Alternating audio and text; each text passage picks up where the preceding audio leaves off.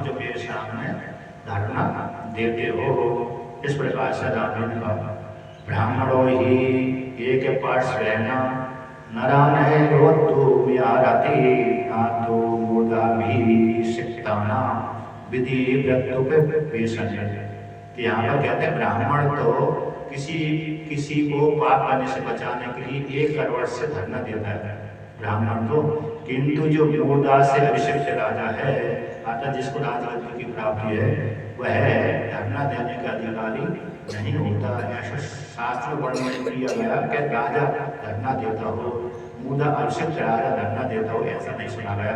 इसलिए तुम ऐसा गलत कार्य मत करो। उत्तिष्ठ कहते हैं, उत्तिष्ठ नरसारूढ़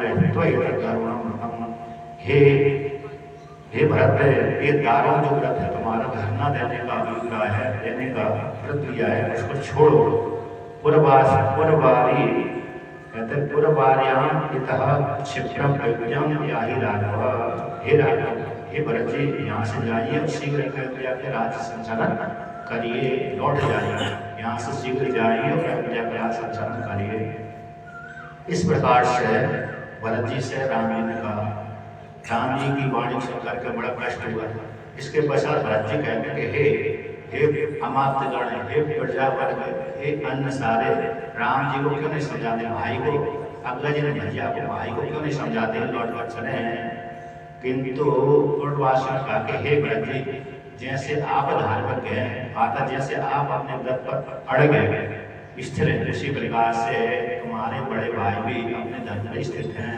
वो अपने पिता की आज्ञा का पालन कर रहे हैं, इसे वो भी नहीं तोड़ना चाहते अपनी प्रतिज्ञा को, और आप भी अपने भाई के प्रति इतना प्रेम कर रहे हैं तो आप भी उसी प्रकार से सकते हैं। तो इस प्रकार से वाणी कह करके प्रजावर्ग ने भी दोनों के पक्ष को लिया, एक के पक्ष को ज्यादा नहीं दिया। इसके पश्चात कहते हैं इन दोनों को जो वार्तालाप हो रहा था, भाई दोनों भाइयों को वार्तालाप हो रहा था, इस वार्तालाप को सुनने के लिए बड़े बड़े ऋषि आए। कहाँ पर आए कि वहाँ पर आसपास के ऋषि तो आए, साथ साथ आकाशचारी ऋषि आए, और आकाशचारी ऋषि भी इनकी वार्तालाप को सुनकर के बड़े विस्मय को प्राप्त हुआ। बड़ा आश्चर्य है, इतना दोनों प्रेम, दोनों भाइयों में इतना प्रेम, एक राज्य त्यागने का बात करना, एक राज्य ग्रहण करवाने की बात करता है, तो दोनों में इतना निश्चल प्रेम लेकर दोनों की प्रशंसा करी, विशेष रूप से भरत की प्रशंसा करी।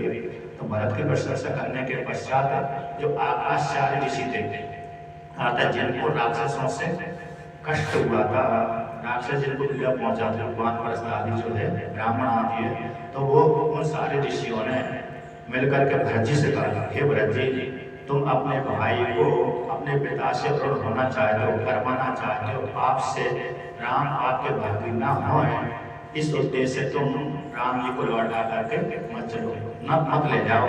यदि तुम लौटा करके लेके जाओगे तो हमेशा ये राम कैसे हो जाएंगे, अपने पिता के ऋण से ऋण नहीं होंगे। जैसे तुम्हारे पिताजी अपनी माता के अर्थात तुम्हारी माता के ऋण से ऋण होकर के स्वर्गलोक गए हैं, उसी प्रकार से कोई भविष्य में राम के प्रति आशंका न करे कि राम ने अपने पिता को वचन दे करके ऋण दे करके छुपाया नहीं, वो ऋण नहीं हुए, पिता की आज्ञा का पालन नहीं किया, इसलिए आप अपने भाई को कलंकित न करना चाहते हो।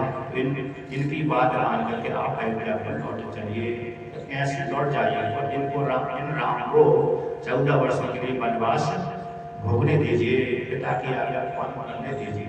जब इस प्रकार से ऋषियों ने कहा तो ऋषियों की वाणी सुनकर भगवान राम को प्रसन्नता हुई, भरत जी को कष्ट हो गया, क्योंकि भरत जी नहीं चाहते थे कि मैं राजगद्दी करूं।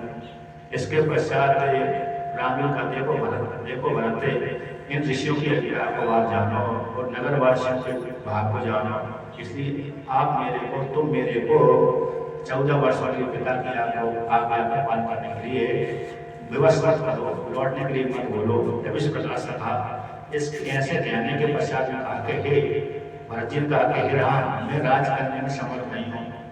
अच्छा ठीक है, यदि लौट कर नहीं आते तो मैं एक प्रतिज्ञा करता हूँ, 14 वर्षों तक मैं आपकी प्रतीक्षा करूँगा।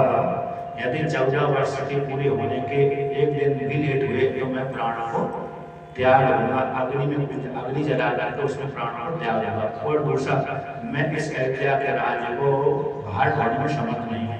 मैं ये आपकी चरण पादुका है, कौन है? ये आपके दोनों चरण पादुका जो सोने से विभूषित है, इसके ऊपर आप पैर रखिए। ये चरण पादुका ही इस अयोध्या के राज को वहन करने में समर्थ है। मैं वहन करने में समर्थ नहीं हूँ, अर्थात मैं राज्य का संचालन करने में समर्थ नहीं हूँ। आपकी दोनों जो चरण पादुका ही राज्य को संचालन करने में समर्थ है, ऐसा भरतजी ने कहा। और भरतजी ने ऐसा कहने के पश्चात कहते राम जी से कहा कि इस जो दोनों चरण पादुका है, अगर चरण पादुका लेके आए थे वो लेके आए तो राजा थे, तो दोनों अथवा राम जी जो कह रहे थे कोई चरण पादुका ले लिए। तो कहते हैं राम जी से कहा इस सोने की चरण पादुका इसके ऊपर आप पैर रखिए, अतः इसको पहनिए। और पहनने के पश्चात यही चरण पादुका ही आपको साक्षी मान करके एक चरण पादुका ही क्या करेंगे? राज का संचालन करेंगे, राज के बहन को समर्थ है, राज को बहन करने में समर्थ है, यही संचालन करेंगे। मैं तो संचालन करने में, राज को बहन करने में समर्थ नहीं हूँ। इसलिए तो आप इन चरण पादुका के ऊपर चरण एक पादुका है इनके ऊपर अपने चरणों को रखिए, इसके ऊपर खड़े हो जाए, बैठ जाए, इसके ऊपर क्या करिए? पैरों को डालिए। तो यही चरण पादुका को साक्षी मान करके यही चरण पादुका क्या करेंगे? राज संचालन करेंगे। इस प्रकार से आदिरोहारे पादाभ्याम पादुके हैं भूषिते एते ही सर्वलोकस्य योगक्षेमं विदास्यता। कहते हैं हे राम, ये दो चरण पादुका जो सोने से विभूषित हैं, इनके ऊपर आप आरोहण हो जाइए, आप पैर लीजिए। पैरने के पश्चात कहते हैं ये दोनों चरण पादुका ही संपूर्ण लोक के योग क्षेम को, योग क्षेम बोलते हैं, अप्राप्त की प्राप्ति को योग कह दिया। जो हमारे पास नहीं है, हमने उस वस्तु को ग्रहण कर लिया, उसको योग कह दिया। वो क्षेम में जो प्राप्ति होगी उसकी रक्षा करना क्षेम कहलाता है। तो अप्राप्त की प्राप्ति योग और प्राप्त हो गया उसकी रक्षा करना। यदि रक्षा ना की जाए तो चोर चोरी कर ले जाएंगे। यदि प्राप्त नहीं कर पाया तो ब्रह्मोस न करने का कष्ट हो गए। वो प्राप्त कर लिया, रक्षा नहीं करी तो चोर चोरी करके ले जाएंगे। तो इस प्रकार से तो आपकी ये दोनों चरण पादुका ही संपूर्ण लोक के योग और क्षेम को बयान करने में समर्थ है, मैं बयान करने में समर्थ नहीं हूँ। सो अधुरुये नर व्याघ्र पादुके व्यवहमुच्चा राजच्छत्रेषु महातीर्य भरताय महात्मने। कहते हैं भगवान राम जी से कहते हैं कि भरत जी कहते हैं राम जी इस नरसों श्रेष्ठ हे राम, इस चरण पादुका के ऊपर अपने पैर डाल लीजिए, अधिक होइए, आरोहण कर लीजिए, आकर पैर लीजिए, पैर करके फिर इसको मेरे को दे दीजिए। भगवान राम जी ने भरत जी की ऐसी बात को सुन करके दोनों पादुका के ऊपर अपने दोनों चरणों को धारण कर दिया। आकर चरण पादुका पहनने के पश्चात उनको त्याग दिया। और त्याग करके कहते हैं भरत जी ने उन दोनों चरण पादुका को लेकर के अपने माथे के ऊपर रखा और उन्हीं को राजा मान करके, राम जी को साक्षी मान करके उन्हीं को सर पर रखा। जैसे राजा के ऊपर छत्र लगाया था, उसी प्रकार से भरत जी ने भी जब चलने लगे, राम जी से विदा लेकर के चलने लगे, तो चरण पादुका के ऊपर छत्र लगा राम ही है ऐसा मान करके उनके मंत्री से कहा कि इसको हाथी के ऊपर, जैसे राजा हाथी के ऊपर छत्र लगा करके जाता है, लेकर जाते हैं, हाथी के ऊपर छत्र से युक्त होकर के राजा आगे बढ़ता, उसी प्रकार से हाथी के ऊपर चरण पादुका को रखा, सिंहासन के ऊपर रखा, उसके ऊपर छत्र लगाया। राजा के जैसे चरण पादुका को ले गए और लेकर के फिर गांव में लौट करके आगे माता राम जी से विदा लेकर के भरत जी सारे ऋषि मुनि से विदा लेकर के राम जी से विदा लेकर, राम लक्ष्मण सीता जी से विदा लेकर के सारे नगरवासी वहां से चल दिए और सर पर रख करके राजा जैसे चरण पादुका को लेकर चरण पादुका को साक्षी मान करके उन्हीं के द्वारा राज का संचालन करते हुए यहाँ पर कहते हैं अयोध्या नगरी में आ गए। अब जब रास्ते से आ रहे थे, भरत जी जब रास्ते से आ रहे थे तो उसी काल में भरद्वाज मुनि अपने प्रयागराज वाले आश्रम को छोड़ करके दूसरा जो आश्रम था चित्रकूट के नजदीक में वहां पहुंच गए। तो वहां पर देखा कि भरद्वाज ऋषि के आश्रम है, उनको प्रणाम किया। तो भरद्वाज ऋषि भी इस जाने की इच्छा कर रहे थे कि भरत अपने बड़े भाई को लौटाने समर्थ है अथवा नहीं है, अथवा इनके क्या मन की स्थिति है। तो ऐसे जानने की इच्छा से वह भी अपने प्रयागराज वाले आश्रम को छोड़ करके चित्रकूट के नैतिक वाले आश्रम में पहुंच गए थे। जब देखा कि भरद्वाज ऋषि का आश्रम, तो वहां पर भरत जी जब लौट के चित्रकूट से विदा लेकर राम जी से विदा लेकर चल रहे थे, भरद्वाज जी के आश्रम में आए तो वहां से उनको प्रणाम किया और कुशल समाचार पूछा, क्या हुआ क्या नहीं हुआ, ये सारी बात पूछी और आशीर्वाद आदि दिया। भरद्वाज ऋषि ने भरत जी को आशीर्वाद आदि दिया। इसके पश्चात भरत जी यमुना को पार करके गंगा को पार करके तो वहां से फिर अयोध्या नगरी में आ गए। और अयोध्या नगरी में आकर के कहते हैं जैसे राम जी ने 14 वर्षों के लिए वनवास लिया था, उसी प्रकार से भरत जी ने भी 14 वर्षों के लिए वनवास ले लिया।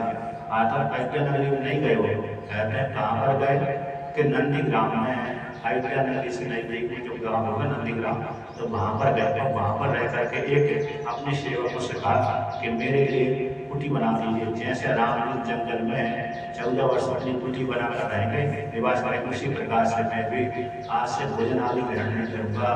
तो मैं भी जंगल के फल फूल बूदा आदि द्वारा सेवन करूँगा और एक चरण बाद यही राज का ग्रहण करेंगे।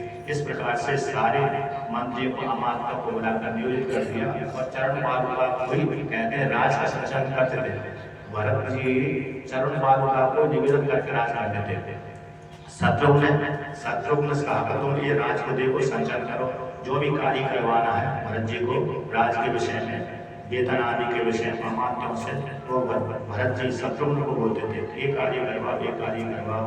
तो ऐसा इस प्रकार से तो सारा संचालन शत्रुघ्न करते थे। आज्ञा कौन देते थे, कहते आज्ञा देते भरत जी। और आज्ञा भरत जी कब देते थे, चरण पादुका को स्वीकार निवेदन करके स्वीकार करके। तो इस प्रकार से तो नंदीग्राम में भरत जी वनवास, जैसे राम ने वनवास में उसी प्रकार से नंदीग्राम में एक कुटिया बना करके जटा धारण करके बलकल धारण करके चीर जैसे मुनि जिस अवस्था में रहते हैं उसी अवस्था में बलकल आदि धारण करके रहने लगे। तो भोग आदि को उन्होंने त्याग दिया। तो कहते हैं बहुत से जो नगरवासी थे जो भरत जी से प्रेम करते थे, उन्होंने भी भोग आदि का त्याग कर दिया भरत के प्रति प्रेम होने के कारण। तो इस प्रकार से भरत जी भगवान राम को लौटने के लिए 14 वर्षों के बाद 14 वर्षों के बाद भगवान राम आएंगे, इस प्रकार से लौटने की प्रतीक्षा करते रहे और ब्रह्मचर्य का पालन करते रहे। 14 वर्षों तक भगवान भरत जी भी नंदीग्राम में रह करके राज का संचालन किया। किंतु राजा चरण पादुका को बना, राम को बना। राम से जब विदा करके लौट करके आ रहे थे कि हे राम, ये जो राज्य मेरे ऊपर मात्र धरोहर के रूप में, जैसे हमने कोई हमारे पास में कोई वस्तु है, हमको किसी वस्तु की हमको जरूरत पड़ी तो हम अपनी उस वस्तु को किसी साहूकार के पास में रख लेते हैं। तो उसी प्रकार से अथवा सुरक्षा के लिए साहूकार के पास में रख देते हैं कि तुम सामर्थ वाले हो, हमारे पास में ये वस्तु रहेगी तो कोई चोरी कर ले जाएगा, इसलिए आपका महल अच्छा है, सुरक्षित है, कोई नहीं आता, इसलिए साहूकार के पास में रख देते हैं। उसी प्रकार से ये जो राज्य है मेरे पास में धरोहर के रूप में है, मैं इसका अधिकारी नहीं हूँ। यदि आप 14 वर्षों के बाद एक दिन भी लेट हुए तो मैं उसी समय उसी दिन ही कैसा अग्नि में पूर्ण करके अपना सही छोड़ूंगा इत्यादि। तो राम में बिल्कुल भी देर नहीं करूँगा, 14 वर्ष के पूर्णति में तुरंत आ जाऊँगा। तो इस प्रकार से प्रसन्न होकर के भरत जी लौट कर राज करने लगे। नंदीग्राम में रह करके कहते हैं जब भी कोई भी राज का कार्य करते थे तो पहले भरत जी उस चरण पादुका को बता देते थे कि आज मेरे को ये कार्य करवाना है, आज मेरे को ये कार्य करवाना है। पहले उस चरण पादुका को निवेदन करते थे। निवेदन करके फिर मेरे भरत जी शत्रुघ्न से बोलते थे, उस शत्रुघ्न से कहा ऐसे ऐसे कार्य करवाओ, इतना आय हुआ, इतना व्यय हुआ, ये सारा हिसाब चरण पादुका को सुनाते थे। आज इतना आय हुए, इतना व्यय हुआ। कहते हैं भरत जी ने जब तक 14 वर्ष व्यतीत हुए तो 14 वर्षों में भरत जी ने 10 गुना संपत्ति को बढ़ा दिया। आधा दशरथ जी के काल में जितनी संपत्ति थी, राम जी जब जंगल में चले गए जितनी संपत्ति थी, तो 14 वर्षों में भरत जी ने 10 गुना अधिक बढ़ा दिया। राम जी के कोष को वृद्धि कर दी। राम जी का कोष है, राम जी का राज्य, राम जी का धन है, ऐसा जानकर राज करते थे और 10 गुना वृद्धि कर दी। अब इसके पश्चात कहते हैं अब भगवान राम जी चित्रकूट में निवास करने लगे। तो निवास करते करते कहते हैं कुछ वर्ष व्यतीत हो गए। अब कहते हैं भगवान राम चित्रकूट में निवास करते हैं, ये सारे अयोध्यावासी को मालूम है, अन्य अन्य ऋषि मुनियों को, अन्य स्त्री पुरुषों को, राजा को आदि मालूम है, किंतु जो राम को ज्यादा प्रेम करते थे जो अयोध्यावासी, वो राम जी को दर्शन करने के लिए वहां पर चित्रकूट जाते रहते थे, कभी हाथी से, कभी घोड़े से, कभी सैन्य। तो वहां के ऋषियों को समस्या हो गई, कुछ दिन रहते रहते 2-4 साल 5 साल व्यतीत हो गए वहां पर राम जी को। तो रहते रहते और पब्लिक दर्शन करते करते आते रहते, कहते हैं कुछ ऋषियों को समस्या, कहते हैं कुछ ऋषि क्यों समस्या हो गई, कहते हैं एक तो यार जनता आती थी तो उनके मन भटकते थे, अतः सूर्य मचाते थे, और दूसरा कहते हैं दूसरा कारण ये हो गया कि ऋषि भगवान राम से उड़ गए, ऋषि चित्रकूट में रहने वाले बहुत से ऋषि राम से उड़ गए। क्यों उड़ गए, कहते हैं उनके कारण दूसरे जो राक्षस आदि हैं अन्य ऋषियों पर आक्रमण करने लगे। राम जी के कारण, राम लक्ष्मण सीता के राम जी के कारण बहुत से ऋषियों के ऊपर राक्षस आक्रमण करने लगे। तो पर राम के प्रति थोड़ा उड़ गए, तो कहने लगे उस आपस में जो ब्राह्मण थे ऋषि मुनि थे वो कहने लगे यहाँ से चलते सुरक्षित स्थान पर चलते हैं। यद्यपि चित्रकूट सुरक्षित था राम जी के द्वारा, किंतु वहां पर कुछ राक्षसों ने उनको परेशान कर दिया, वो भयभीत हो गए। तो दूसरे आश्रम में बहुत से ऋषि चलने लगे, आपस में कहने लगे कि हम यहाँ से चलते हैं, हम यहाँ से चलते हैं। बहुत से ऋषि जैसे आपस में वार्तालाप करते हैं, तो वही वार्तालाप धीरे से गाना खुशी होते होते राम जी के पास में खबर पहुंची। तो राम जी ने देखा कि बहुत से ऋषि मेरे कारण उद्विग्न हो रहा है। तो राम जी ने उन ऋषियों से पूछा, भाई तुम क्या किस कारण से उद्विग्न हो रहे हो, किस कारण से यहाँ से इस आशा को छोड़ना चाहते हो, कहीं कोई मेरे कारण मेरे से कोई गलती तो नहीं हो गई, मेरे भरत जी लक्ष्मण से कोई गलती नहीं हो गई, सीता से कोई गलती नहीं हो गई जिसके कारण तुम चित्रकूट छोड़ कर जा रहे हो, अथवा यहाँ पर जो भरत की सेना आई थी उसके कारण बहुत से पेड़ आगे टूट गए थे, अथवा जो मेरे हाथी घोड़े आए थे उन्होंने जो विसर्जन किया था उसके कारण यहाँ पर गंदगी फैल गई, इस कारण से तो आप नहीं जा रहे। तो वो क्या कारण है चित्रकूट को छोड़ने का, ऋषियों से पूछा। तो ऋषियों ने बहुत से ऋषियों ने नहीं बोला, किंतु कुछ ऋषियों ने बोला कि महाराज आपके रहने के कारण यहाँ पर हम लोग असुरक्षित महसूस करते हैं, और क्या कहते हैं कि आपके कारण बहुत से राक्षस हमको मारने खाने के लिए आते हैं, इसलिए हम चाहते हैं कि यहाँ से हम चले जाएं, सुरक्षित स्थान चले जाएं। एक ऋषि का आश्रम वहाँ पर चले जाते हैं, तो कुछ तो नहीं गए कुछ चले गए। कुछ ऋषि को भगवान राम ने बनाया कि आप निश्चिंत रहें, आपको कोई भी खतरा नहीं है। तो ऐसा समझाने के पश्चात भी कुछ ऋषि वह ऋषि माने नहीं, कुछ ऋषि नहीं माने। तो कुछ ऋषि जब नहीं माने तो फिर वो उस चित्रकूट आश्रम को छोड़कर दूसरे आश्रम में चले गए। अब उस ऋषि तो बचे रहे जो भगवान राम के प्रति ज्यादा विश्वास था, इनके रहने से हम सुरक्षित रहेंगे, वो नहीं गए। और जिनको ज्यादा थोड़ा भय लग गया था राक्षसों का, वो उस स्थान को छोड़कर चले गए। अब राम जी ने फिर वो ऋषि के चले जाने के पश्चात विचार किया कि हमको यहाँ से बहुत से दोष मिलेंगे। भगवान राम को बहुत से दोष देखे, कौन से दोष देखे, भरत जी की सेना के आने का कारण बहुत सा वो जो हाथी घोड़े आदि की जो मल मंत्र आदि है उसके बाद मलबंध आदि फैल गए थे इत्यादि बहुत से दोष देख करके तो राम जी ने वहां से चित्रकूट से जाने की इच्छा करी। तो कहते हैं चित्रकूट को छोड़ दिया 5-6-7 वर्ष तक। तो वहां पर राम जी है 6-7 वर्ष तक चित्रकूट में रह गए, कहीं कहीं 8-10 वर्ष आता है, कहीं 12-14 वर्ष का वनवास था, तो कहीं कहीं 12 वर्ष का आता है, कहीं कहीं 10 वर्ष का आता है। यहाँ पर भी उतना ही 5-6-7-8 वर्ष तक भगवान राम जी चित्रकूट में रहे। इसके पश्चात कहीं 1 वर्ष, कहीं 12 महीना, कहीं 9 महीना, कहीं 10 महीना, कहीं 8 महीना, सब वर्णन किया यहाँ पर। कहीं किसी स्थान पर किसी आश्रम में 1 महीना रहे, किसी आश्रम में 2 महीना रहे, किसी आश्रम में 3 महीना रहे, किसी में 4 महीना, 5 महीना, 6 महीना, 7 महीना, 8 महीना, 9, 10, 11, 12, एक वर्ष रहे, ऐसे रह गए थे। 14 वर्षों तक कहते हैं, 10-11 वर्षों तक भगवान राम जी वहां पर पहुंचे दंडकारण्य में। तो 3-4 महीना, 2-3 महीना तो युद्ध ही चलता रहा। 1-2 महीना सीता जी को हरण होते ही 5-6 महीने व्यतीत हो गए। इसके बाद सीता जी को पता लगा, पूरा 4 मास व्यतीत हो गया। बाद में खोजने के लिए गए थे, 1 महीना 1.5 महीना युद्ध चलता रहा। इसके पश्चात रावण को मारना हो गया। तो कई तो 10 वर्ष तक युद्ध व्यतीत किया। इसके पश्चात कहते हैं भगवान राम जी लक्ष्मण को कहते हैं अब यहाँ से आगे चलते हैं। और फिर बहुत से ऋषि की इच्छा थी कि राम जी आगे बढ़े यहाँ से, अर्थात राम जी आगे नहीं बढ़ेंगे तो राक्षस मरेंगे नहीं, कहते हैं राम जी यदि चित्रकूट में बने रहे तो राक्षस मरने वाले नहीं थे। जब तक राम जी आगे नहीं बढ़ेंगे तब तक राक्षस मारे नहीं जाएंगे। तो राम जी ने कुछ सोच विचार करके फिर चित्रकूट को छोड़ दिया, वहाँ से आगे बढ़े। और वहाँ से चित्रकूट से आगे जैसे है तो अनसुईया का आश्रम, अनसुईया आश्रम, अत्रि मुनि का आश्रम अनसुईया का आश्रम है। तो वहाँ पर गए और वहाँ पर जाकर के शिष्यों से कहा कि राम, अत्रि मुनि के जो शिष्य थे उनसे कहा राम दर्शन करने के लिए आए, भगवान के चरणों में प्रणाम करने के लिए आए। राम लक्ष्मण सीता जी आपके चरण कमलों प्रणाम करने के लिए आए, आप क्या चाहते हैं? तो जैसे शिष्यों से कहा, शिष्य निवेदन करने के लिए वहाँ पर अत्रि मुनि के पास में चले गए। अत्रि मुनि ने कहा शीघ्र उनको ले आइए, राम को लक्ष्मण को सीता जी को ले आदर से ले आइए। तो कहते स्वयं अत्रि भगवान ही राम जी का स्वागत किया। इस प्रकार से जब स्वागत सत्कार किया, राम जी बैठ के आसन आदि बैठ गए। राम लक्ष्मण सीता ने तीनों ने ही अत्रि मुनि के चरणों प्रणाम किया। प्रणाम करने के पश्चात स्वागत सत्कार होने के पश्चात बैठ गए। तो इसके पश्चात अनसुईया माता भी वहाँ पर अत्रि मुनि के पास में आ गई।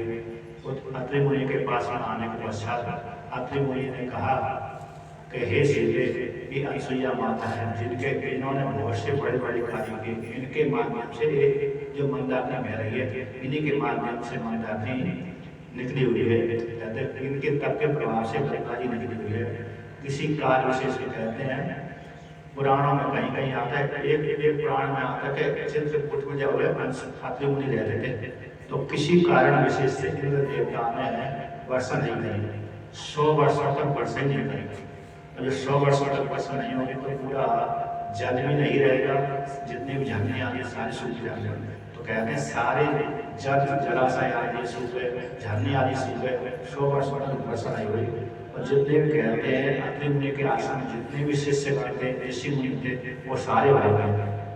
ऋषि मुनि तो पहले भाग गए, किंतु जो अत्रि मुनि का जो आश्रम उसमें शिष्य पढ़ते थे, उन्होंने देखा हमारे गुरु तो समाधि में बैठे हुए, भोजन भी नहीं है, कहाँ मांगने जाए कहाँ न जाए। इसलिए शिष्य भी अपने गुरु के आश्रम को छोड़ करके चले गए।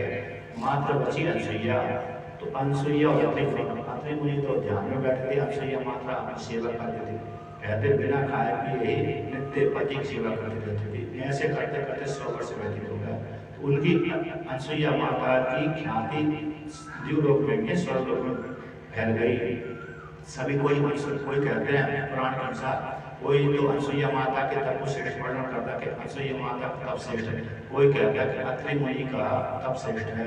तो ऐसी प्रशंसा जब प्रसिद्ध हुए तो कहते हैं सारे देवता दर्शन करने के लिए आए, गंगा जी दर्शन करने के लिए आए और दर्शन करके अनसुईया माता के दर्शन करके चले गए सारे देवता। किंतु गंगा जी नहीं गई, वो शिव जी दर्शन करने आए थे, अत्रि मुनि के अनसुईया माता के दर्शन करने के लिए आए थे।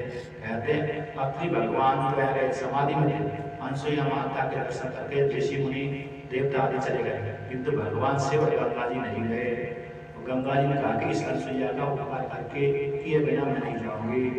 तो उस पुराण के अनुसार ऐसा है कि एक दिन समाधि खोली अत्रि मुनि ने, अनसुईया से मेरे को चल रहा है, जल दे दीजिए। कहते जल देखा तो जल मान भी बोला तो ठीक है, कमंडल करके अनसुईया माता गए, इधर लगी उधर जल दिखाई नहीं, 100 वर्षों तक वर्षा नहीं हुई, जल कहाँ से मिलेगा। तो जब जंगल में जा रहे थे अनसुईया माता, उसी के पीछे एक स्त्री दिव्य रूप धारण करके चल रही थी। तो उस दिव्य स्त्री को देख करके अनसुईया ने पूछा तुम कौन हो देवी?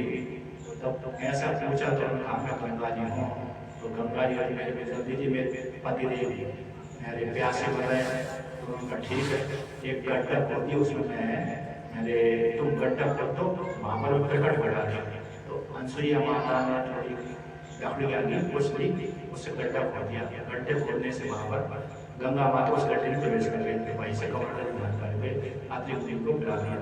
कहते अत्रि मुनि ने जैसे जल पिया तो पहले जो जल का स्वाद था वो अलग था, तो जो नया जल पिया था वो अलग स्वाद था। उन्होंने ये जल तो वो जल जैसा नहीं लग रहा, पहले जो झरने का तालाब का जल पीते होंगे उस जल में इस जल में बड़ा स्वाद अंतर है, भेद है। ऐसा जल कहाँ से लेकर आए? फिर विचार देखा उन्होंने आँख को दृष्टि लगा कर देखा कि ये तो चारों तरफ सारे वृक्ष से सूखे के सूखे हैं, सारे पत्ते हरियाली है, ये तो जल लाए तो कहाँ से लाए? तो अनसुईया माता का कि महाराज इस आपके जल के प्रभाव से गंगा जल है। कहते तुम झूठ तो नहीं बोल रहे? नहीं, कहते हो बताओ गंगा जी है ना? तो कहा जब गंगा जी ने जब जल दिया गंगा मैया ने, तो हंसिया माता ने कहा कि हे गंगा जी, जब तक मेरे पतिदेव नहीं आए तब तक आप नहीं रहना, ऐसे बोल बोली। तो ठीक है, गंगा जी वहां पर प्रतीक्षा करती रही गई। इसके पश्चात स्वयं कहा कि देखो गंगा जी यहाँ पर इस गड्ढे में स्थित, आप सभी दर्शन करिए। तो स्वयं पति भगवान हंसिया के साथ होकर के गंगा जी के पास में, तो गंगा जी का गंगा साक्षात वहां पर खड़ी थी, स्त्री रूप में थी, जल के रूप में भी। तो उस गड्ढे में उस गड्ढे में कहते हैं जल को देख करके प्रणाम किया, आसमन किया, स्नान भी किया। इसके पश्चात अत्रि मुनि कहा कि हे गंगा जी, हमारे ऊपर कृपा करिए, आप यहीं पर सदा के लिए रहते रहिए। तभी गंगा जी ने कहा कि मैं तभी रहूंगी यहाँ पर सदा के लिए, ये अनसुईया मेरे को 1 वर्ष पातिव्रत रहने का फल दे। तो 1 वर्ष का पातिव्रत फल का फल दे। पातिव्रत का जो फल होता है, पतिव्रता स्त्री के लिए जो पतिव्रता के द्वारा उत्पन्न होने वाले जो फल है, बड़ा महान होता है, पुराण बड़ा प्रशंसा की गई।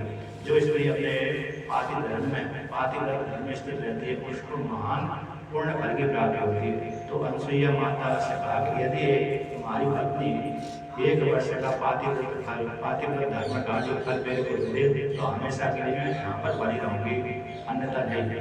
तो अनसुईया माता ने उसको 1 वर्ष का दे दिया, फल दे दिया, पुण्य दे दिया। तो प्रसन्न होकर वो वहीं पर बनी गई। वही मंदाकिनी नाम से बह रहे थे। तो जब ऐसा दे दिया तो भगवान शिव जी प्रसन्न हो गए। तो शिव जी ने भी दर्शन दिया। तो दर्शन देने के पश्चात कहा, शिव जी से भी प्रार्थना करी अत्रि मुनि ने कि हे महादेव, आप यहीं पर विराजमान हो जाइए। तो उस पर्वत पर भगवान शिव जी विराजमान हो गए। चंद्रेश्वर नाम से ऐसा है। अनसुईया आश्रम में जब जाओगे तो वहाँ पर वो चंद्रेश्वर नाम से महादेव है। तो नीचे खाई में से मंदाकिनी बहती है, तो ऊपर महादेव है। इस प्रकार से तो एक कल्प में तो 100 वर्ष की वर्णन आता है, तो यहाँ पर तो इस पुराण के अनुसार 10 वर्ष का वर्णन आता है। वाल्मीकि रामायण के अनुसार 10 वर्ष तक वर्षा नहीं हुई। तो आज अनसुईया माता के प्रभाव से मंदाकिनी नदी मिल गई, इतनी महान है। इसलिए हे सीता, तुम इन अनसुईया को प्रणाम करो, इनके पास इनको प्रणाम करो। ऐसा अत्रि मुनि ने कहा। अत्रि मुनि की वाणी सुन करके सीता जी ने राम की तरफ देखा। राम की तरफ देखा, राम जी ने आकर जी अत्रि मुनि कह रहे थे अनसुईया के पास में जाइए, उनको प्रणाम करिए। इस प्रकार से अनसुईया माता के पास में सीता जी राम जी के पास होकर के अनसुईया माता के पास गए, उनको प्रणाम किया। प्रणाम करने के पश्चात यहाँ पर कहते हैं दोनों में खूब वार्तालाप हुई। अनसुईया माता ने पूछा कि हमने सुना है कि तुम्हारा स्वयंवर हुआ, राम जी ने इस प्रकार से धनुष को तोड़कर तुमको वरण किया, किस प्रकार से वरण किया है, मैं पूरी कथा सुनना चाहती हूँ। तो सीता ने अपने पूरे स्वयंवर को सुनाया कि मैं धर्म से राजा जनक की पुत्री हूँ। यद्यपि मैं उनसे पैदा नहीं हुई, मैं तो कैसे पैदा हुई, तो पृथ्वी से पैदा हुई, किंतु उन्होंने मेरे जब यज्ञ के लिए भूमि जोत रहे थे, उसी काल में पेटी से मैं निकली, जमीन से मैं निकली थी। उन्होंने मेरे को देखा, हल के माध्यम से जमीन से मैं निकली थी, पेटी के माध्यम से, जमीन के माध्यम से, पेटी का माध्यम संदूक में बंद हुई।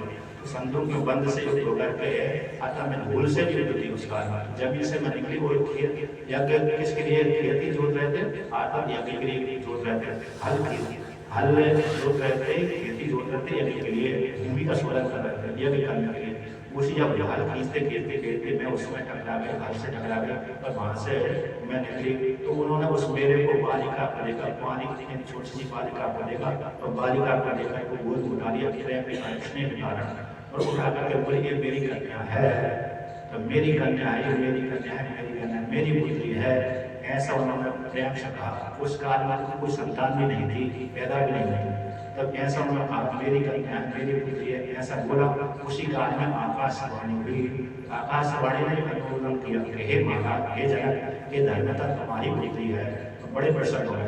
कहते हैं कि मेरे पिता ने जनक जी ने मेरे जो उनकी प्रिय रानी थी, बड़ी रानी थी, उनको मुझको दे दिया।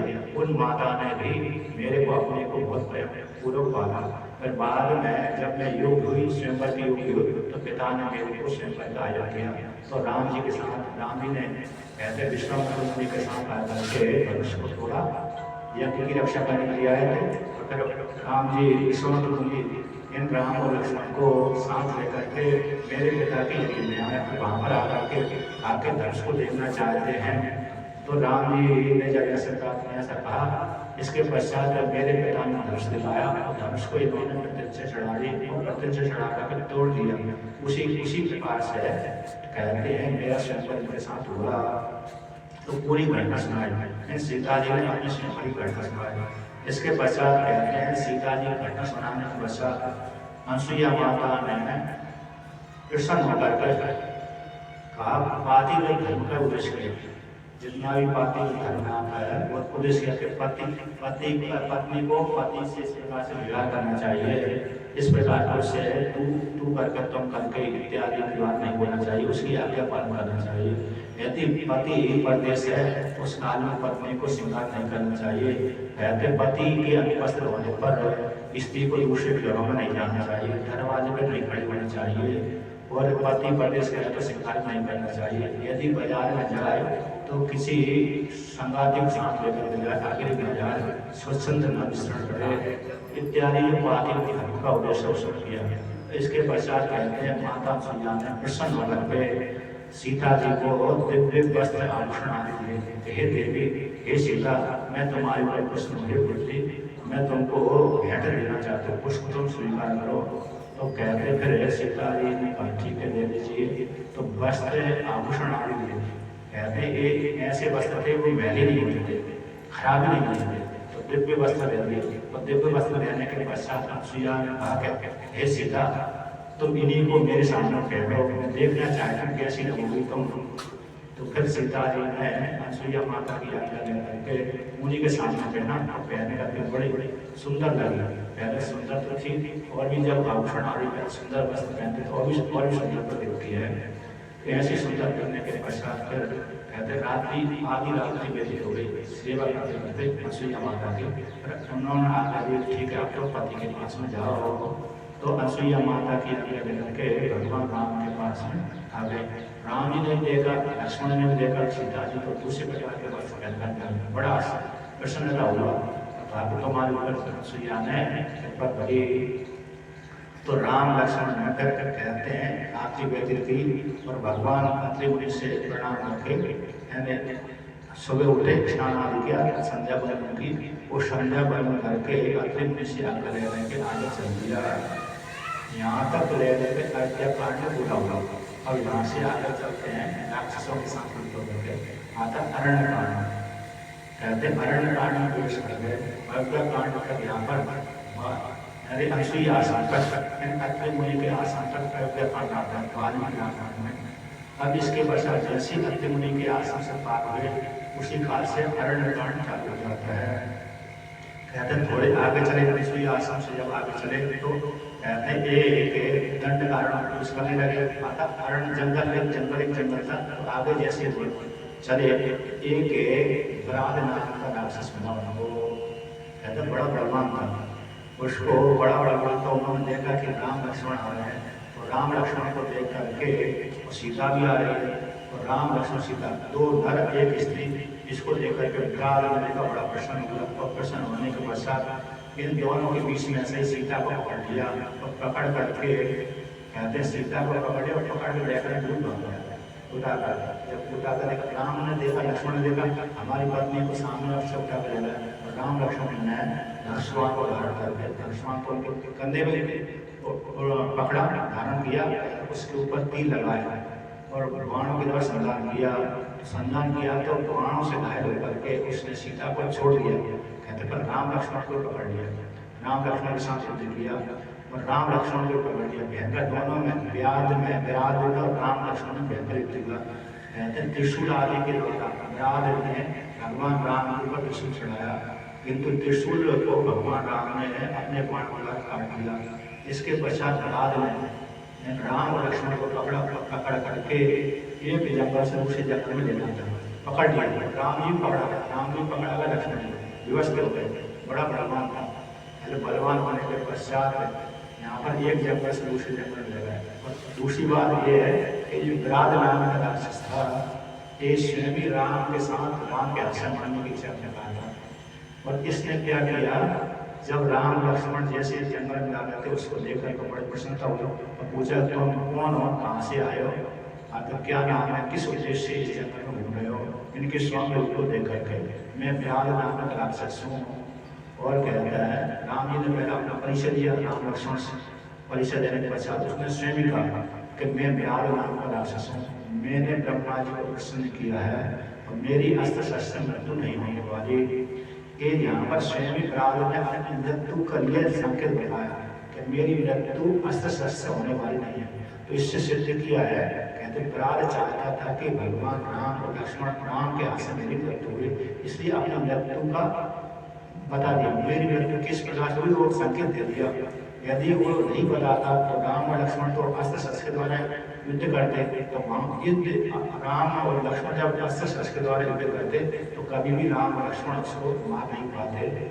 इसलिए स्वयं उसने राम और लक्ष्मण के हाथ से मारने के लिए, राम जी के हाथ से मारने के लिए स्वयं अपने मृत्यु का संकेत दे दिया कि मेरी इसी हाथ से मृत्यु होगी, अर्थात मेरी मृत्यु अस्त्र शस्त्र से नहीं हो सकती, किसी दूसरे उपाय से होगी। इस प्रकार से तो जब इस प्रकार से वर्णन कर दिया तो राम ने लक्ष्मण को सावधान करके इसकी मृत्यु तो अस्त्र शस्त्र नहीं हो सकता, दूसरे उपाय से होगी। उसी प्रकार से उसको मन वर्णन किया। कहते हैं दोनों में राम लक्ष्मण और भगवान तीनों में युद्ध हुआ, युद्ध होने के पश्चात भयंकर युद्ध हुआ।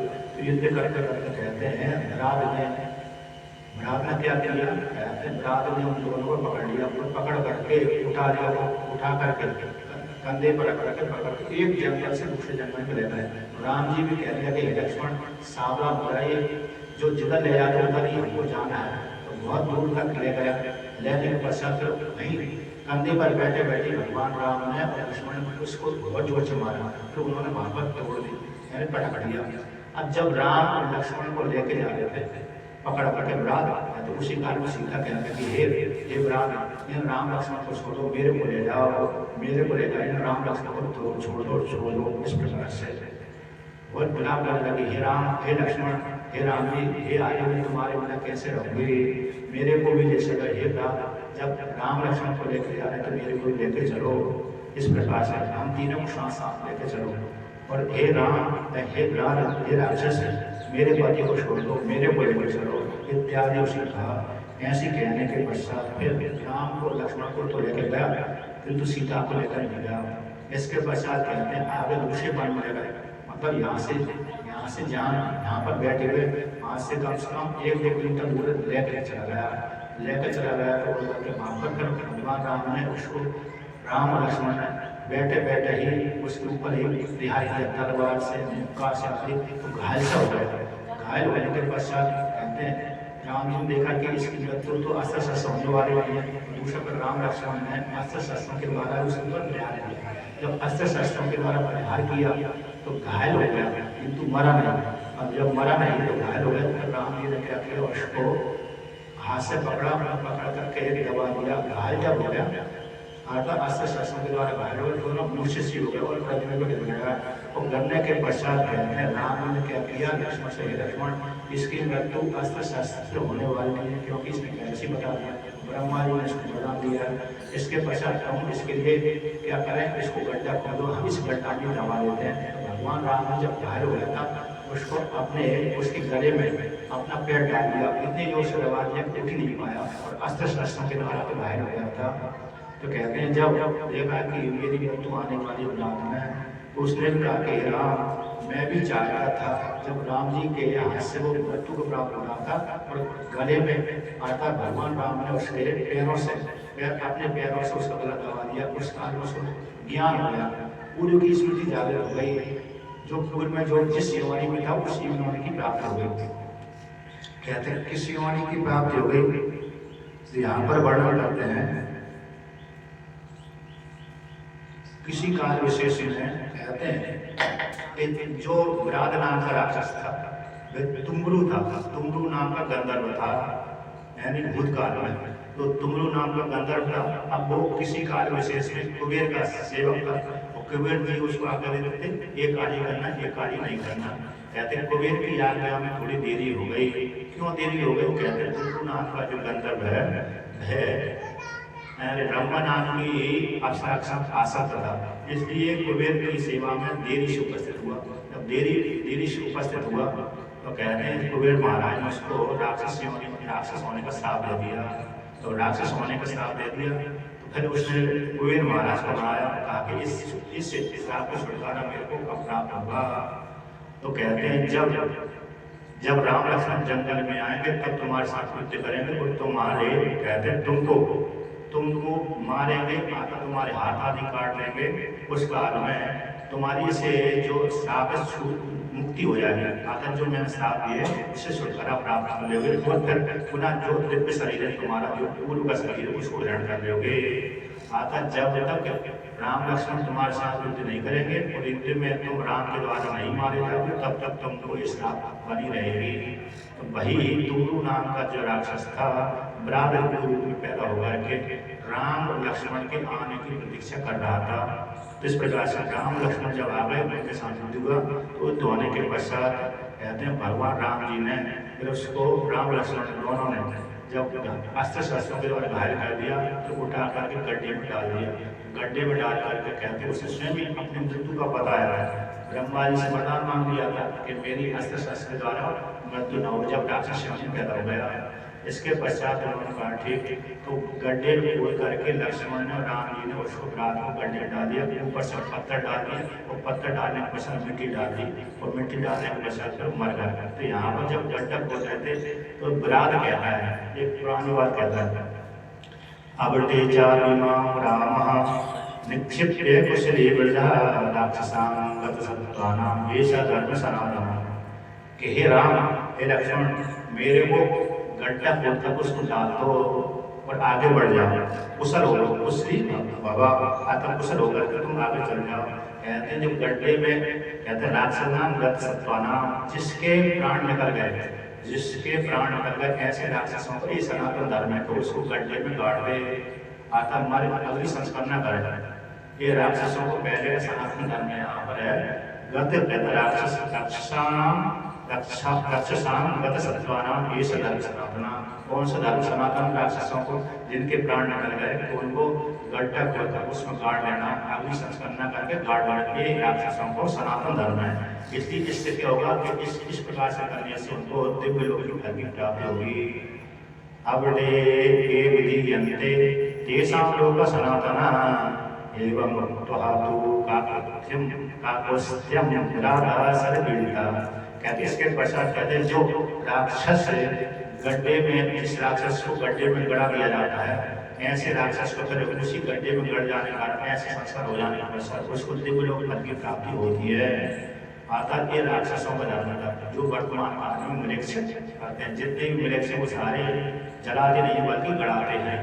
तो ये भी मृक्षों के जैसे राक्षसों का भी परंपरा थी।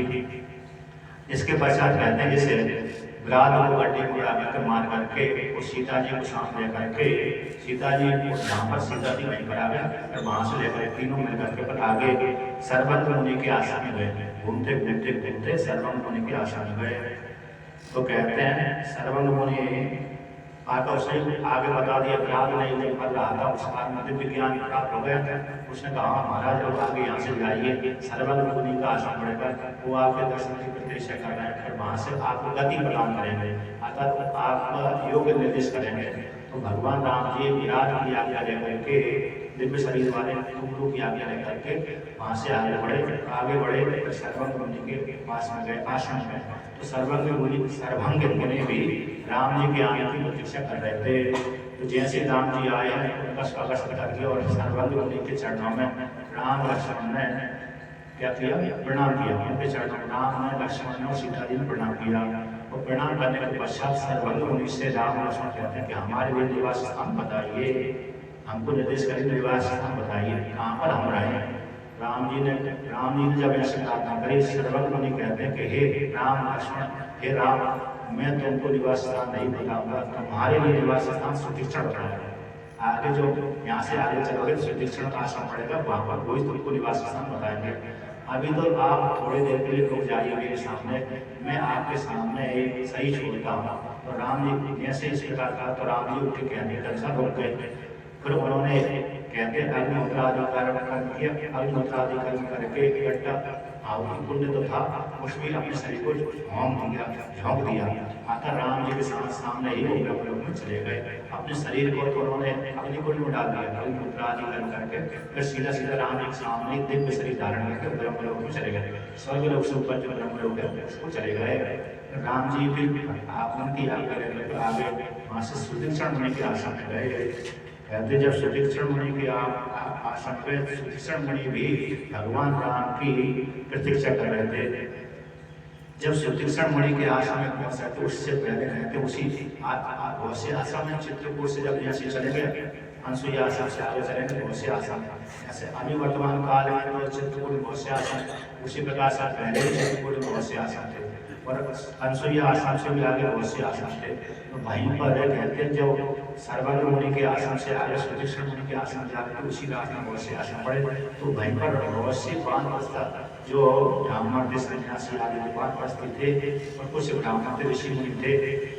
राक्षसों से कुछ दंड कारण से ऋषि मुनि आए थे, बहुत से दंड कारण से जो दक्षिण भारत में है, मतलब महाराष्ट्र में है, वहाँ से दंड कारण से बहुत से ऋषि राक्षसों से दुखी होकर के चित्रकूट में आए और चित्रकूट में आकर के राम जी से कहा, हे राम हमारी रक्षा करिए, हमारी रक्षा करिए, हम बहुत दुखी हैं।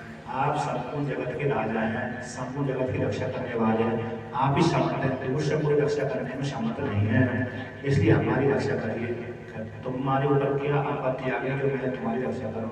महाराज हम राक्षसों से ग्रस्त हैं, सारे जो ब्राह्मण हैं, यदि ब्राह्मण ही नहीं रहेंगे तो फिर धर्म का उपदेश क्या कौन करेगा? और दूसरी बात, हमने दंड का त्याग कर दिया, हमने दंड का त्याग करके ब्रह्मचर्य से युक्त होकर के किसी की प्रति हिंसा न करते हुए हम जीवन यापन करते हैं।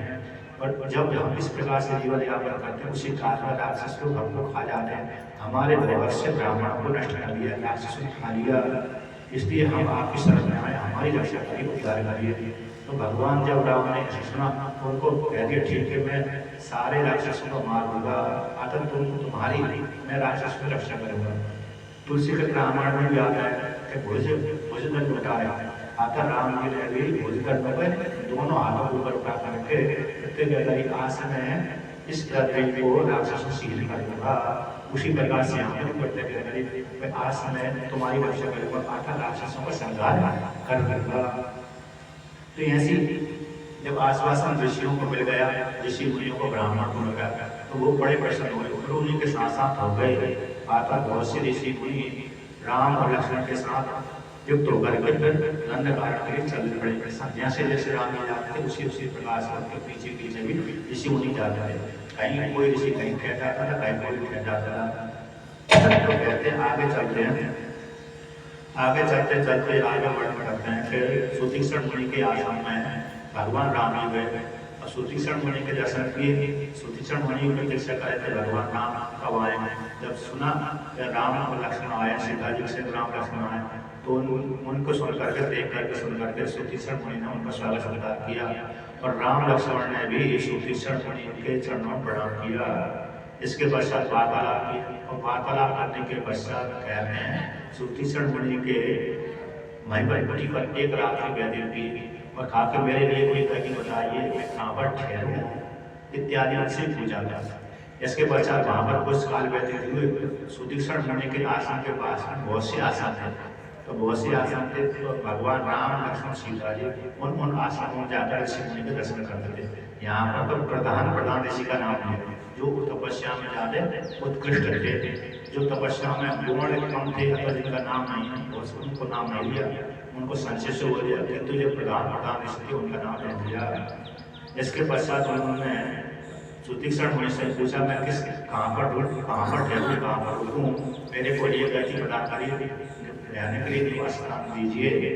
ऐसा सुदीक्षण मुनि से कहा। सुदीक्षण मुनि का हमारा यहाँ से जाइए, आगे अगस्त मुनि का आश्रम आएगा, दंड कारण में आगे जाइए, वहीं पर आप निवास स्थान करिए। तो दंड कारण में जाने से पहले अगस्त मुनि का आश्रम आएगा, अगस्त मुनि के आश्रम से पहले अगस्त मुनि के जो भाई उनका आश्रम आएगा, पहले ये आश्रम पड़ेगा अगस्त मुनि के भाई का आश्रम, अगस्त मुनि वहाँ पर आप निवास करिए। तो भगवान राम जी सुदीक्षण मुनि का मार्ग सुन करके ले करके फिर आगे आगे चलते गए। तो यहाँ पर भी कहते हैं सुतीक्षण मुनि के आश्रम के आसपास भगवान राम जी ने कई महीने व्यतीत की। कभी इस मुनि के आश्रम में जाना, कभी उस मुनि के आश्रम में जाना, कभी उस मुनि के आश्रम में जाकर रुकना। तो एक आध साल भगवान राम ने चित्रकूट के आगे सुतीक्षण मुनि के आसपास ही व्यतीत किए। फिर पुनः लौट करके आए भगवान राम, और वहाँ से सुतीक्षण मुनि से 2 बार सुतीक्षण मुनि के आश्रम में आया। फिर पुनः सुतीक्षण मुनि से आगे ले करके दंडकारण्य के लिए चल दिया। दंडकारण्य यही चित्रकूट से चालू है, लेकिन दंडक नाम का जो राजा था, उसका जो राजकुल ही यानी जंगल में परिवर्तन हो गए, इसलिए उस जंगल का नाम दंडकारण्य हो गया। दंडक नाम का जो राजा था, किसका था? कहते हैं इक्ष्वाकु कुल में पैदा हुआ था। इक्ष्वाकु के 7 पुत्र था, और भृगु ऋषि के शुक्राचार्य के प्रति उसने दोष कर दिया था, अपमान कर दिया था, अतः उनकी पुत्री के प्रति गलत कार्य कर दिया था दंडक ने, तो श्राप दे दिया। तो शुक्राचार्य ने उसी राज को नष्ट कर दिया। इसलिए दंडक नाम के राजा के राज को नष्ट करने से वो राजा पूरा जंगल में परिवर्तन होगा, इसलिए दंडकारण्य हो गया। जैसे नैमिषारण्य हो गया, उसी प्रकार से दंडकारण्य हो गया। तो भगवान राम जी दंडकारण्य को चलते हैं। तो जहाँ पर कहते हैं कभी किसी आशा के पास में आना, किसी आशा के पास में आना, तो इस प्रकार से आगे आगे चलते गए। बस कहते थे बीच में जब ऋषियों से प्रतिज्ञा कर ली कि मैं राक्षसों को संहार कर दूंगा, तो सीता जी ने कहा कि राम जी, सीता जी ने उपदेश किया, समझाया कि राम आप निरपराध है, प्राणी को मत मारो, यानी हिंसा धर्म का पालन करो, ऐसा सीता जी ने कहा। तो सीता जी की बात सुनकर राम कहते हैं मैंने ऋषियों के सामने प्रतिज्ञा करी है, उस प्रतिज्ञा को मैं झूठी नहीं कर सकता। मेरे को प्रतिज्ञा प्रदान है, मैं तुमको भी छोड़ सकता हूँ, अपने प्राण भी छोड़ सकता हूँ, लक्ष्मण को भी छोड़ सकता हूँ, किंतु प्रतिज्ञा को नहीं छोड़ सकता। इसलिए मैंने ऋषियों के सामने प्रतिज्ञा करी, मैं तुम्हारी रक्षा करूँगा, राक्षसों को संहार करूँगा, मैं किसी भी प्रकार से त्याग नहीं कर सकता। इस प्रकार से सीता जी को उत्तर दे रहे थे। फिर तीनों जने आगे आगे चल दिए। इसके पश्चात कहते हैं रास्ते में एक पंचाक्षर नाम का तीर्थ मिला। पंचाक्षर नाम का तीर्थ कहते वहाँ पर मांडकर्णी नाम के मुनि निवास करते। कहते हैं मांडकर्णी नाम के एक मुनि थे, और मुनि बहुत 10,000 वर्ष तक उन्होंने तपस्या करी, और तपस्या के प्रभाव से इंद्र देवता, अग्नि देवता, चंद्रमा देवता, सूर्य देवता डर गए, और डरने के कारण उन्होंने कहा कहीं ये मुनि कहीं हमारे पद को ग्रहण करने के लिए तपस्या नहीं कर रहे। तो सारे देवताओं ने मिलकर के इनकी तपस्या में विघ्न पैदा कर दिया। और विघ्न क्या कर दिया, इनके पास 5 अप्सराओं को भेज दिया, और भेज दिया तो उसी कहते हैं उस अप्सराओं को देखकर मोहित हो गए।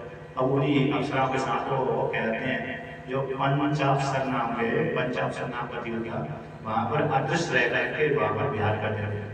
यानी कुंडल सरोवर था, तो सरोवर के भीतर ही एक ऋषि, उन ऋषि ने मांडकर्णी नाम के ऋषि को सरोवर के नीचे ही एक मकान बनाया, महल बनाया, उसी महल के भीतर वो निवास करते थे। कहते हैं उस महल के अंदर से, जल के भीतर से ही आवाज निकलती थी, गीत की, संगीत की, स्त्रियों की, पुरुषों की आवाज निकलती थी, किंतु लोगों को नहीं देखते ये आवाज कहाँ से आ रही, कहाँ से नहीं आ रही, समझ में नहीं आता था। कहते लक्ष्मण जी ने एक किसी से पूछा कि आवाज कहाँ से आ रही है, तो उन्होंने कहा देखो मांडकर्णी नाम के मुनि हैं, वो तपस्या करते थे, उनके तपस्या में विघ्न डालने के लिए इंद्र आदि देवता ने 5 अप्सराओं को भेज दिया। तो उन्हीं अप्सराओं से मुक्त होकर के उन्हीं के साथ आज भी विहार करते हैं, किंतु उन्हीं के साथ आनंद से रहते हैं। और इसे पंचाक्षर के भीतर, इन पंचाक्षर वाला तालाब है, उसके भीतर मकान बना करके, घर बनाकर उसमें निवास करते हैं, उनके साथ आनंद भोग होते हैं, किंतु अदृश्य रूप में रहते हैं, अन्य सामान्य स्त्री पुरुषों को नहीं देख पाते। इस प्रकार से लक्ष्मण को सुनकर बड़ा आश्चर्य। तो ऐसे तीर्थ में स्नान करके राम, लक्ष्मण, सीता जी ने और अन्य ऋषियों ने स्नान आदि करके आगे बढ़े। अगस्त मुनि के भाई है, उनके आश्रम पहुंचे, वहां पर उनको प्रणाम आदि करके कहते चलते चलते पूरा मध्य प्रदेश, यहाँ से उत्तर प्रदेश से चले, उत्तर प्रदेश तो ही गया था, मध्य प्रदेश पूरा पार कर दिया, नर्मदा जी को पार कर दी, तो नर्मदा जी को पार करके महाराष्ट्र में आकर विदर्भ देश आ दिए।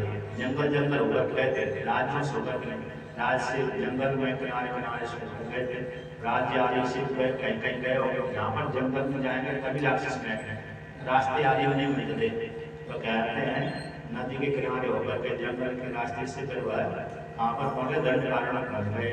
अतः जहाँ पर अगस्त मुनि का आश्रम था, नासिक त्र्यंबकेश्वर से 50-60 किलोमीटर पहले ही उनका आश्रम था। बाबा बोले उन ऋषि के आश्रम में प्रणाम किया, उन अगस्त मुनि के भाई जो थे उनको प्रणाम किया। प्रणाम करने के पश्चात कहते हैं फिर वहाँ से आगे बढ़े, अगस्त मुनि के आश्रम में गए और अगस्त मुनि के आश्रम में जाकर उनको प्रणाम किया। तो अगस्त मुनि ने देखा कि राम लक्ष्मण आए हैं, तो अगस्त मुनि के विषय में लक्ष्मण ने कहा, लक्ष्मण ये बड़े तपस्वी हैं। अगस्त मुनि की ख्याति बहुत फैली हुई है। अगस्त मुनि पहले उनका आश्रम काशी में था।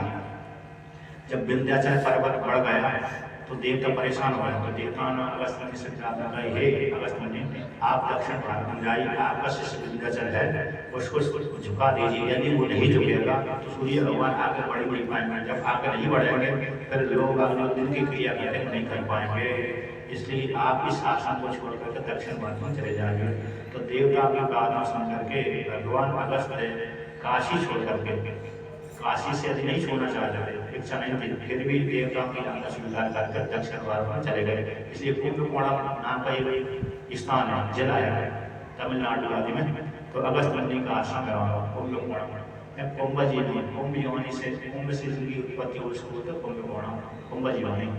तो वहाँ पर उनका वो आश्रम के नाम से जिले का नाम पड़ गया कुंभकोणम। तो कहते हैं वहाँ पर रहते थे। अब अगस्त मुनि किसी काल में तमिलनाडु में, किसी काल में त्र्यंबकेश्वर में और किसी काल में दूसरी जगह, प्राय करके अगस्त ऋषि दक्षिण भारत में रहते हैं प्राय करके।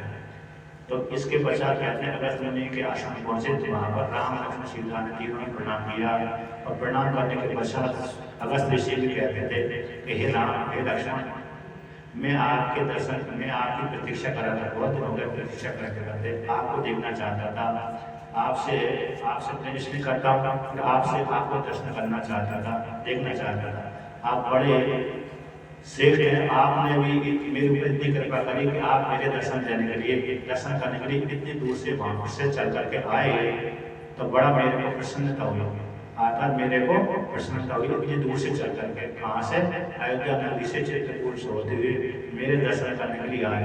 आपका जो निश्चय था मेरे अगस्त मुनि के आश्रम जाकर रहूँगा, इसलिए आप यहीं पर निवास करिए। तो राम जी से जब ऐसा कहा, कहते हैं राम जी जब चित्रकूट वहाँ पर